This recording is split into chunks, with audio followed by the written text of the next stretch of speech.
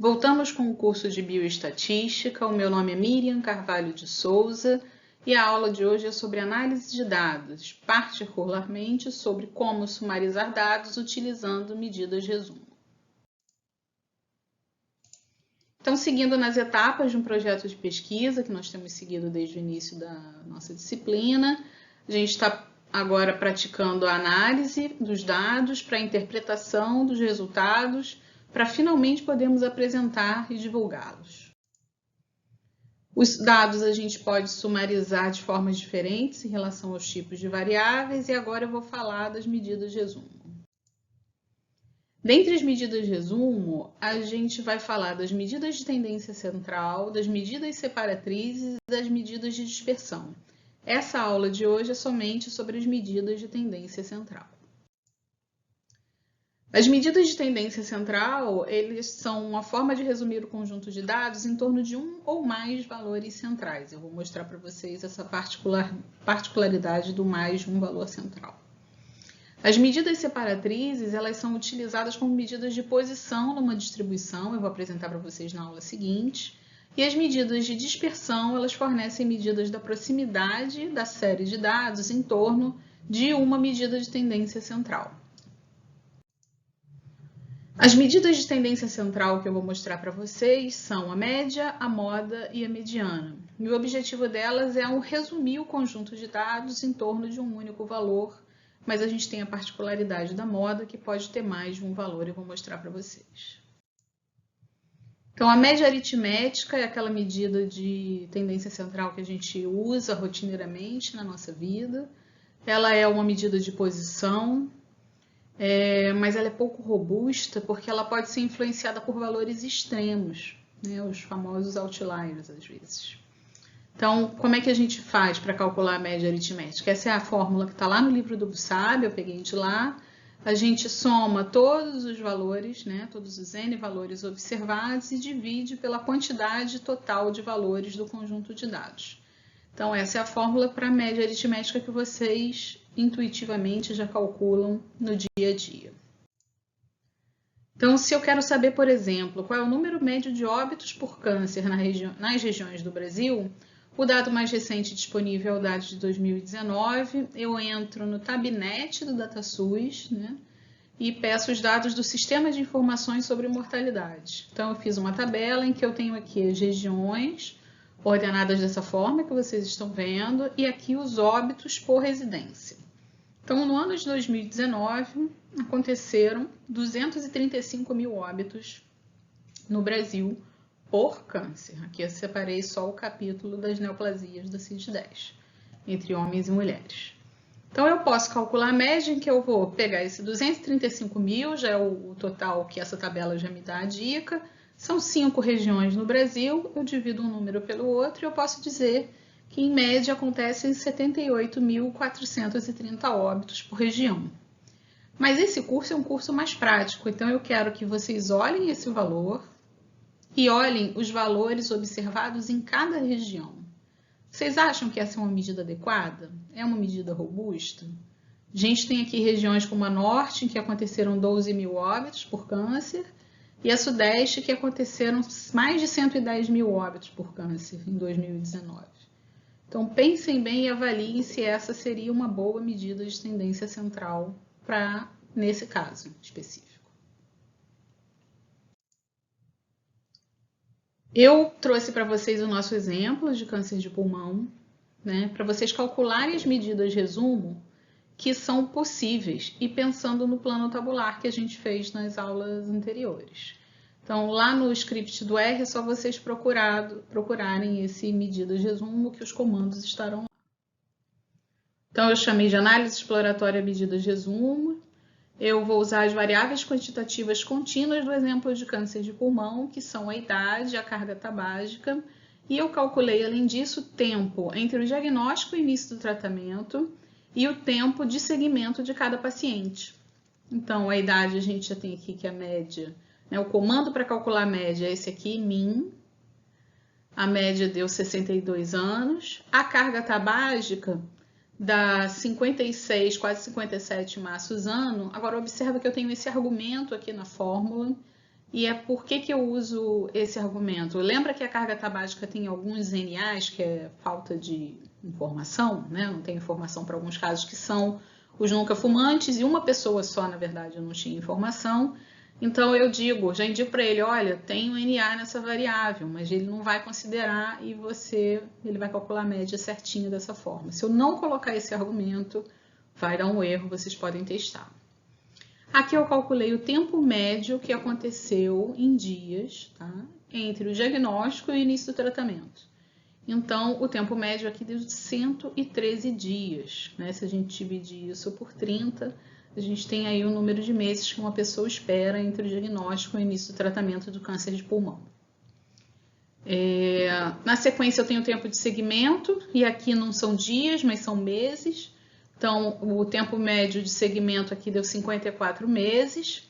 E em sobrevida, gente, como eu estou interessada em calcular a probabilidade de sobrevida em 60 meses, a gente faz algo que é truncar quando chega quem sobreviveu 61 meses, eu troco a variável tempo de segmento por 60, porque ela estava viva com 61 meses, né?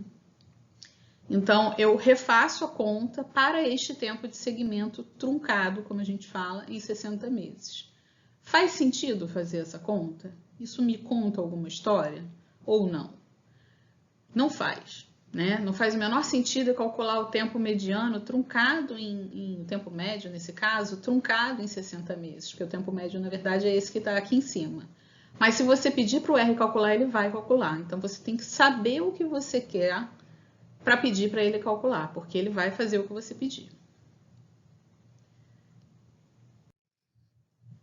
Aqui eu tenho um gráfico que corresponde ao número de casos de Covid-19 confirmados e as suas médias móveis para a cidade do Rio de Janeiro. Eu peguei o horizonte de março de 2020 a março de 2021 para pegar um ano inteiro.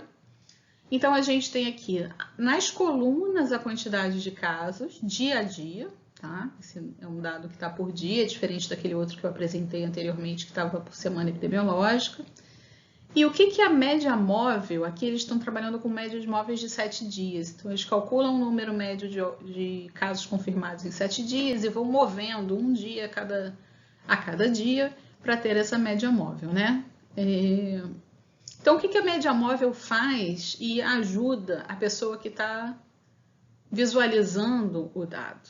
Ela suaviza, por exemplo, esse ponto aqui, ó. Neste dia, foram confirmados 3.500 casos na cidade do Rio de Janeiro.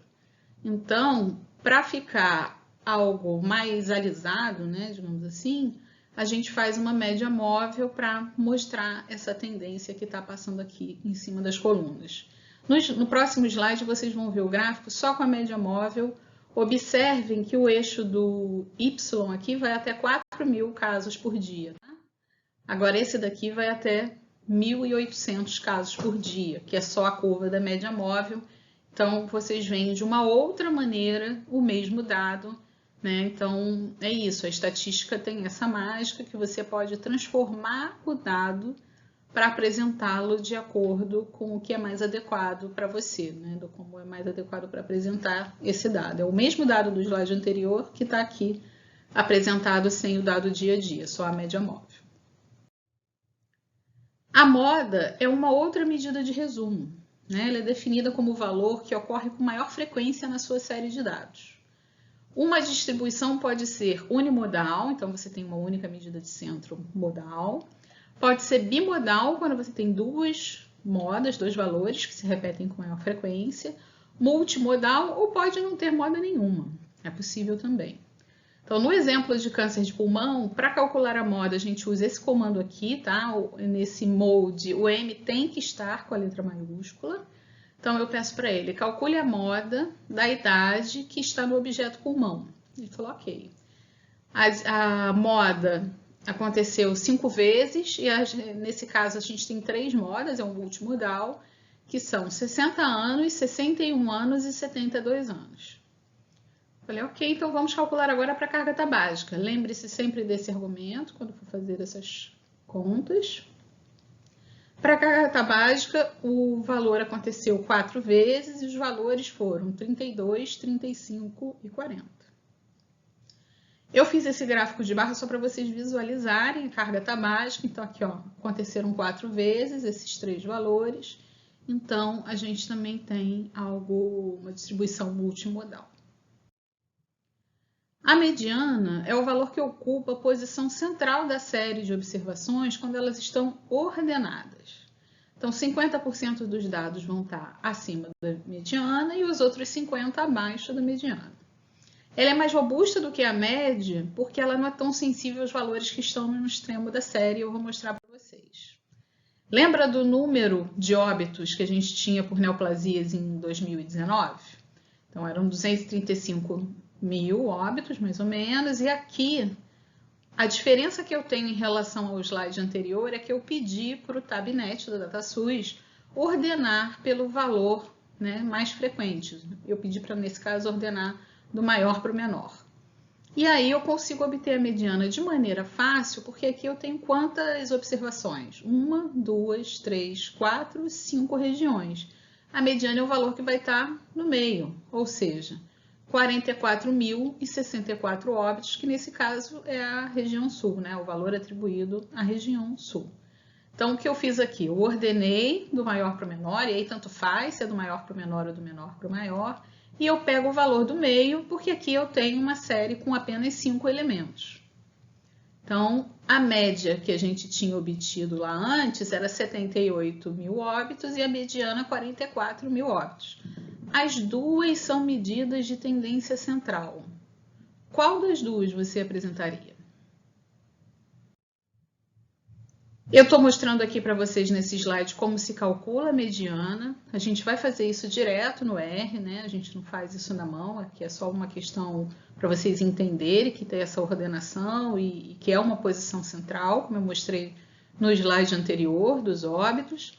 Aquela representação do slide anterior ela é simples, porque a gente tem uma série ímpar, só com 5 elementos, mas quando a série for par, depois de ordenar os dados, a posição da mediana vai ser o que está no meio e o que está no meio mais 1. E a gente vai fazer uma média desses dois valores. Então, aqui eu vou mostrar para vocês como é que isso acontece. Eu calculei o ano no R, né? O número de casos que foram recrutados para o nosso estudo segundo o ano do diagnóstico. Então, a gente tinha um trabalho que é com pacientes matriculados de 2010 a 2015, mas a gente tem esses 6 pacientes que foram diagnosticados em 2016 e 2017. Eu não retirei eles da nossa base porque eles podem ter sido matriculados por um outro câncer qualquer entre 2010 e 2015 e terem desenvolvido o câncer de pulmão, que nesse estudo é o meu de interesse, em 2016 e 2017, um segundo tumor primário. Por isso eu não os excluí. Então, para saber qual foi o ano em que ele foi diagnosticado, eu uso esse comando aqui. Então, o Y está maiúsculo e eu digo, olha, cria uma variável chamada ano diag dentro do objeto pulmão, que vai ser o ano desta data aqui. Quando eu peço um table, para vocês verem, variando de 2010 a 2017, essa é a distribuição que eu tenho. E aqui eu tenho 1, 2, 3, 4, 5, 6, 7, 8 elementos, ou seja, a minha série é par. Então, a mediana não vai ser simplesmente o valor do meio, como a gente fez com as regiões do Brasil, é um pouquinho diferente. O que eu faço? Eu ordeno, então aqui o que tem mais casos foi 2011, com 24 casos, seguidos de 2012, 2013 e por aí vai. Aqui eu ordenei também do maior para o menor. E aí a mediana vai ser a média desses dois valores centrais da minha série. Então vai ser 10 mais 8 sobre 2, que vai dar 9 casos. O comando que a gente usa no R para calcular a mediana de maneira direta, esses slides anteriores foram só para vocês entenderem o racional que a gente tem por trás da mediana, é esse aqui, ó, median. Então, como as variáveis que eu tenho quantitativas contínuas na nossa base de dados são a idade, a carga tabágica, o tempo entre o diagnóstico e o tratamento e o tempo de segmento, eu calculei a mediana para cada um deles. Então, a idade mediana dos nossos pacientes deu 63 anos, a carga tabágica mais ou menos 49 maços ano, o tempo entre o diagnóstico e o tratamento mediano deu 98 dias, mais ou menos 3 meses, e o tempo mediano de segmento de 62 meses. Com a média, a mediana e a moda, nós podemos avaliar a forma de distribuição de curvas. Então, aqui eu tenho um exemplo de 3 curvas. No centro eu tenho uma curva que é simétrica, então a média, a mediana e a moda são iguais. Você tem exatamente 50% da distribuição de um lado e 50% da distribuição do outro. Aqui do meu lado esquerdo a gente tem uma curva que é assimétrica à esquerda, ou seja, a média que nós denotamos aqui por μ, ela é menor do que a mediana e a mediana é menor do que a moda, enquanto na curva que é assimétrica à direita a gente tem a moda menor do que a mediana e a mediana menor ainda do que a média. Então, essa é uma das formas, durante o curso eu vou mostrar para vocês outras formas da gente avaliar a simetria das distribuições.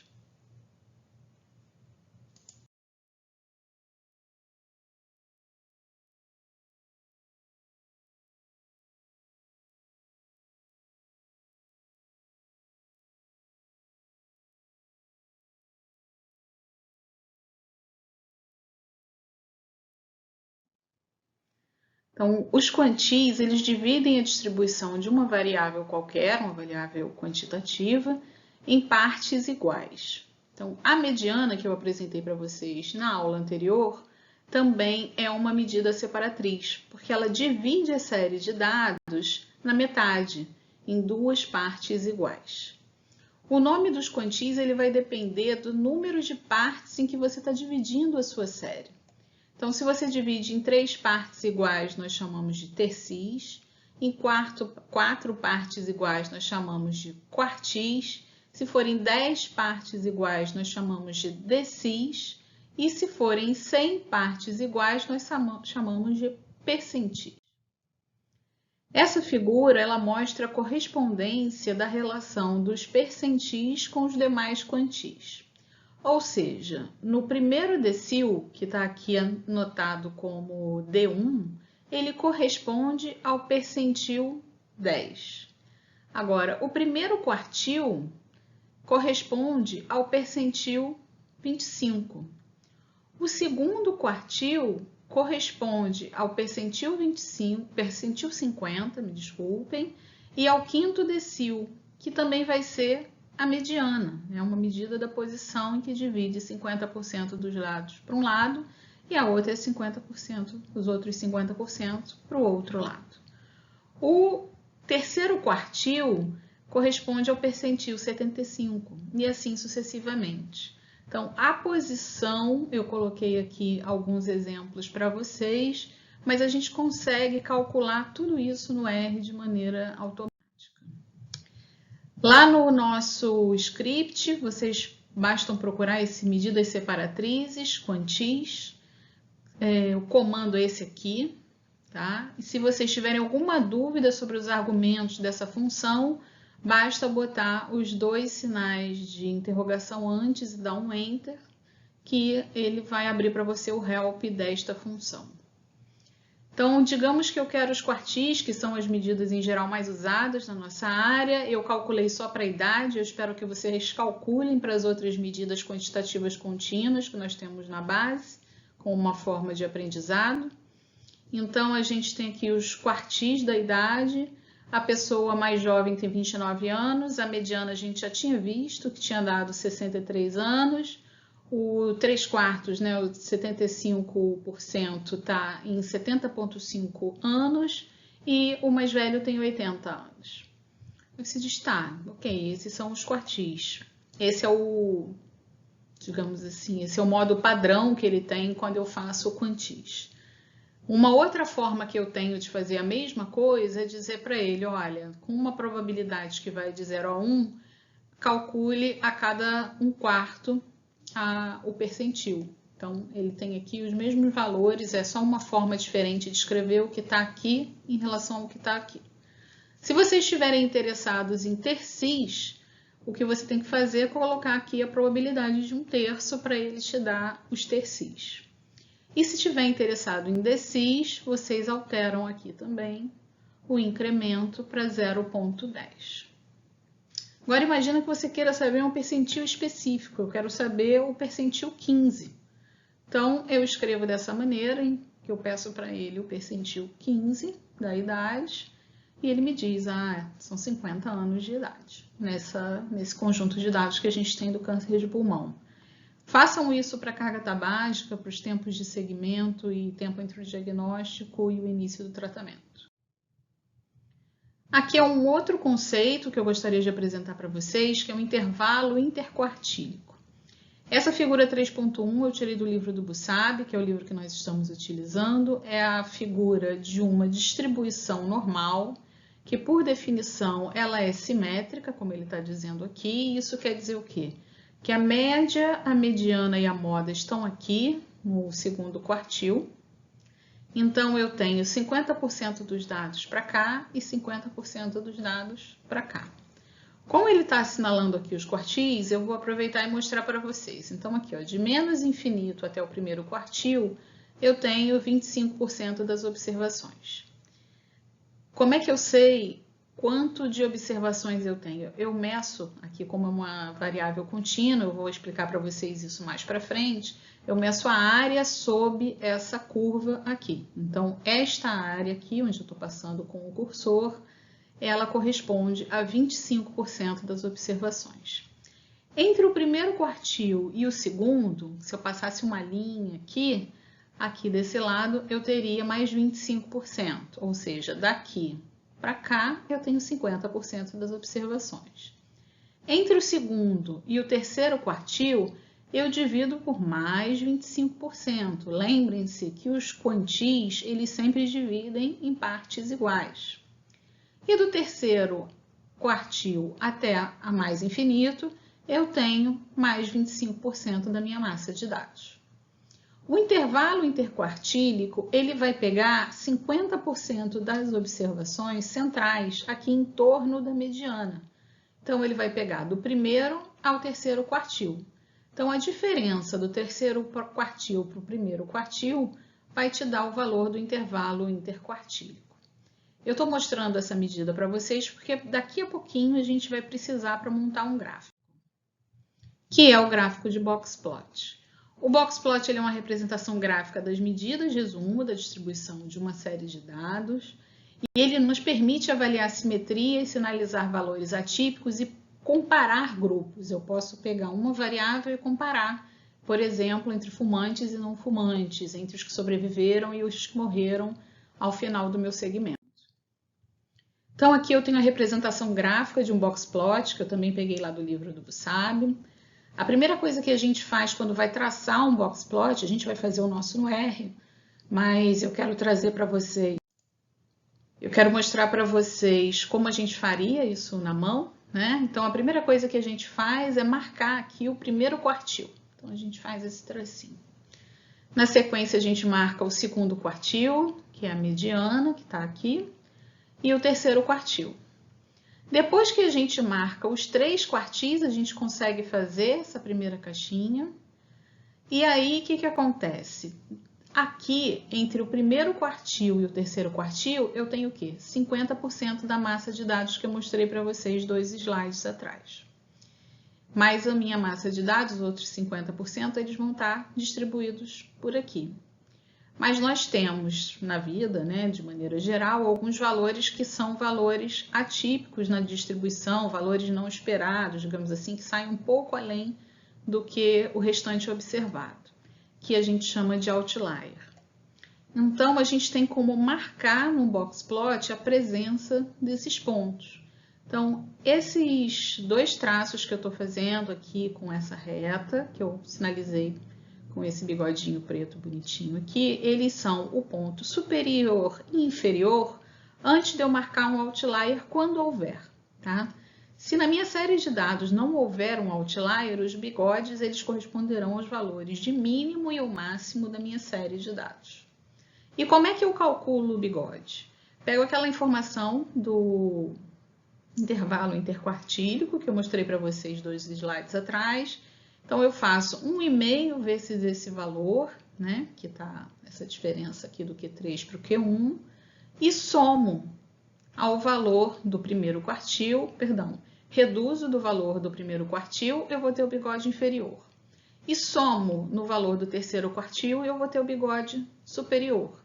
Então, eu marco, e se eu tiver algum dado que for maior ainda do que esses valores, eu marco o outlier lá em cima ou lá embaixo.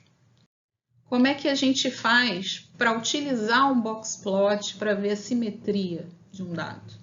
Né? Lembrem-se que a gente tem o primeiro quartil, a mediana e o terceiro quartil, e a gente, pela observação, a gente pode ver se a distribuição de uma série de dados ela é simétrica, assimétrica à esquerda ou assimétrica à direita, observando essas medidas. E quando a gente faz um box plot de uma mesma variável para 2 grupos de pacientes, digamos assim, digamos que eu faça para fumantes e não fumantes, eu posso observar se a distribuição dessa minha variável se dá de maneira igual para esses 2 grupos. No R, para fazer o box plot da idade dos pacientes do nosso exemplo de câncer de pulmão, eu uso esse comando aqui, que é simplesmente box plot, pulmão, dólar, idade. Faço um box plot da idade do que está no objeto pulmão. O que acontece? Entre os meus voluntários, eu não sei se vocês lembram, mas a gente tinha, apesar de ser câncer de pulmão, a gente tinha um paciente que tinha menos de 30 anos. Então, o R calculou automaticamente a mediana, que a gente já tinha calculado também, ele botou aqui.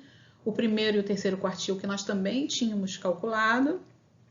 Ele calculou os bigodes e ainda colocou aquele paciente bem jovem aqui como um outlier da minha série. Olhando esses dados, vocês diriam que essa distribuição da idade dos voluntários é simétrica ou ela é assimétrica? O que vocês acham? Vou esperar vocês me contarem na aula 5.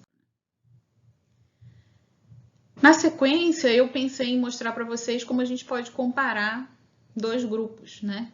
Então, eu fiz o box plot da idade para homens e mulheres. Então, como é que eu faço isso no R? Eu peço para ele fazer um box plot da idade que está no objeto pulmão, dividindo o grupo pelo sexo que também está no objeto pulmão, tá? Eu pedi as cores que eu queria aqui e coloquei os títulos dos eixos, de maneira que aqui ficou o sexo e no Y ficou a idade em anos, né? Quando vocês olham esses 2 gráficos, o que vocês observam? Por exemplo, a mediana dos 2 grupos parece ser a mesma? E o primeiro e o terceiro quartil? Se eu perguntar para vocês o sexo daquele paciente que tinha menos de 30 anos, agora vocês conseguem me dizer, certo? Pela simples observação desse gráfico, vocês veem que é um paciente do sexo masculino.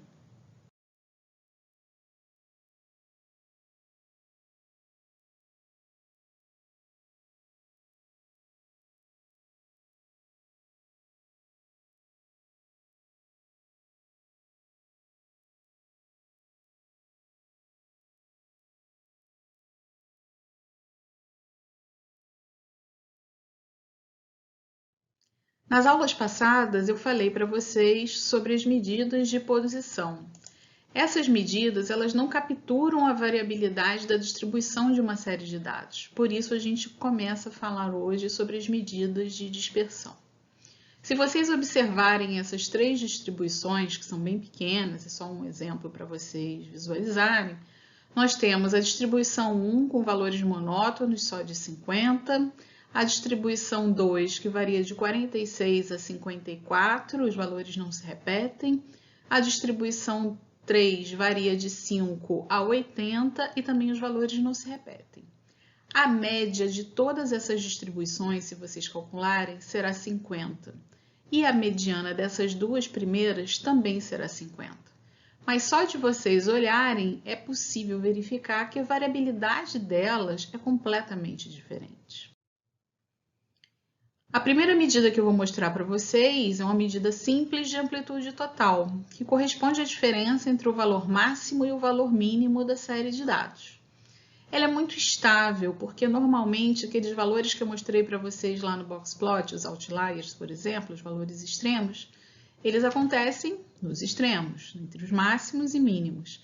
Então, ela é uma medida pouco robusta, mas ela traz alguma informação que pode ser útil para você quando for analisar e apresentar os seus dados.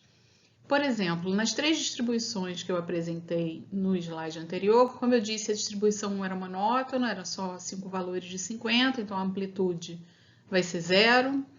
Na distribuição 2 vai ser 54 menos 46, que vai ser o valor máximo menos o valor mínimo, então a amplitude deu 8. E na distribuição 3, variou de 80 a 5, então a amplitude é de 75. Ou seja, as 3 distribuições têm médias iguais e amplitudes já completamente diferentes.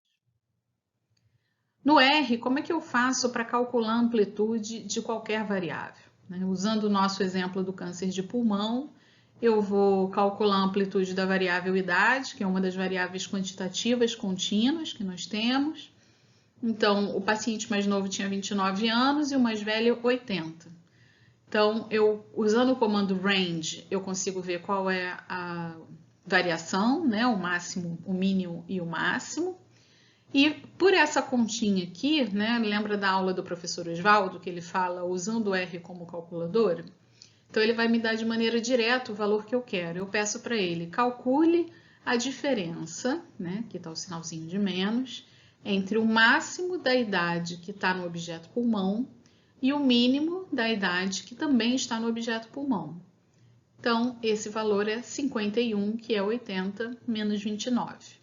Eu fiz a mesma coisa aqui para tempo de segmento, então a gente tem um paciente que faleceu no segundo mês de segmento e teve um paciente que a gente seguiu por até 93 meses. Então, a diferença do máximo menos o mínimo vai nos dar uma amplitude de 91 meses. Bem, a amplitude, como eu falei, ela é muito pouco robusta, né? Então, uma das formas que a gente pensa, lembrando que a gente calculou antes das medidas de resumo, as medidas de tendência central, seria calcular o desvio em relação à média. Nesse gráfico aqui, eu tenho a idade de cada um dos 79 pacientes que nós estamos analisando no exemplo de câncer de pulmão. Então, eu tracei aqui, com essa linha azul, a média de idade desse conjunto de dados, desses pacientes. Então, olha lá, aquele paciente que tem 80 anos, a média é 62, a diferença de 80, que é a idade do paciente, menos os 62, ou seja, o valor observado menos a média, ele deu 18 anos. E aí tudo bem. Aquele paciente muito jovenzinho, de 29 anos, menos os 62 anos da média, ele vai dar menos 33 anos. Se a gente pensar que a média é o valor que está aqui no meio da minha massa de dados, o que vai acontecer? Se eu fizer a diferença de cada pontinho desse em relação à média, todos os que estão daqui para cima vão dar valores positivos. Todos que estão daqui para baixo darão valores negativos. E se eu somar todos esses valores, né, imagina que eu quero calcular o desvio em relação à média no total da minha massa de dados, o que vai acontecer? Como esses são valores positivos e esses são valores que vão dar negativos dessa continha que eu estou fazendo aqui, que é o desvio em relação à média, então a soma deles todos vai dar zero. Pensando em matemática, né, nas funções elementares que a gente aprendeu lá no início da nossa formação, quais são as alternativas que eu tenho para tirar esse sinal de negativo aqui, transformar todos em positivos e poder somá-los de alguma forma? Uma das alternativas que a gente tem é elevar ao quadrado. Então, por exemplo, esses dois pacientes aqui, ó, eles têm uma idade que dá uma diferença de menos 7 anos em relação à média. Se eu fizer o quadrado desse valor, eu vou obter o quê? 49 anos ao quadrado. Eu vou passar o slide seguinte para mostrar para vocês a ideia central em torno do desvio padrão. Então, uma alternativa para retirar os sinais do que eu mostrei para vocês no slide anterior do desvio em relação à média é somar os desvios elevados ao quadrado. E, para relativizar esse valor, a gente divide pelo total de observações, como a gente fez com a média. Então, essa fórmula aqui, que é a fórmula que está lá no livro do Bussab também, vai ser cada valor, digamos, da idade do indivíduo, menos a média de todos, que vai ser um valor constante, né? E aí eu elevo esse valor ao quadrado, somo com outro indivíduo, outro indivíduo, outro indivíduo, e no nosso caso a gente divide por 79. A questão é que quando eu faço o valor da idade da pessoa menos a média, eu tenho uma unidade de medida ao quadrado, né? Lembra que eu falei que vai dar 49 anos ao quadrado para aqueles em que o desvio médio deu 7, deu menos 7. Então, uma alternativa que a gente tem também usando o recurso da matemática é fazer o quê? Tirar a raiz quadrada desse valor para obter um desvio em relação à média. Quanto maior for a variabilidade da série de dados, maior vai ser esse valor que a gente denomina de desvio padrão. No R, para calcular o desvio padrão, a gente usa esse comando aqui que são duas letrinhas só. SD, de Standard Deviation. Então, vai ser o desvio padrão da variável idade que está dentro do objeto pulmão. Então, ele me deu aqui um valor e eu coloquei a unidade de medida, porque é sempre muito importante, quando vocês apresentarem os seus resultados, ficar clara qual é a unidade de medida. Então, o desvio padrão da idade foi de 10 anos. Eu já calculei aqui para vocês, o da carga tabágica deu 36,58 maços ano. O tempo entre o diagnóstico e o tratamento tinha um desvio padrão de 93 dias, então um desvio padrão que parece ser bem grande, né?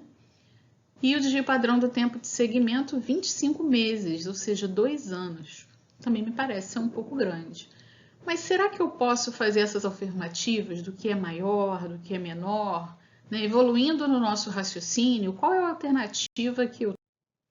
A alternativa que nós temos é utilizar o coeficiente de variação. Essa é a terceira medida de dispersão que eu estou mostrando para vocês hoje. Ela é uma medida de dispersão em que você vai dividir o desvio padrão que nós aprendemos a calcular em relação à média que nós aprendemos a calcular na aula de medidas de tendência central. E nós multiplicamos por 100 esse valor porque estamos habituados a raciocinar em termos de porcentagem. O que acontece aqui? Quando eu boto o desvio padrão da idade em anos e relativizo em relação à média de idade em anos, a unidade de medida some. Então, eu não tenho uma unidade de medida aqui. Eu vou ter uma variabilidade medida em percentual e aí sim eu posso fazer aquelas comparações que eu queria ter feito no slide anterior. Quanto maior for a variabilidade da série de dados, maior vai ser o coeficiente de variação. No R, como eu mostrei para vocês a fórmula anterior do desvio padrão em relação à média, eu optei por fazer dessa forma, mas certamente tem alguma biblioteca que já vai calcular isso tudo para vocês de uma maneira mais automática, vocês podem pesquisar e me contar depois.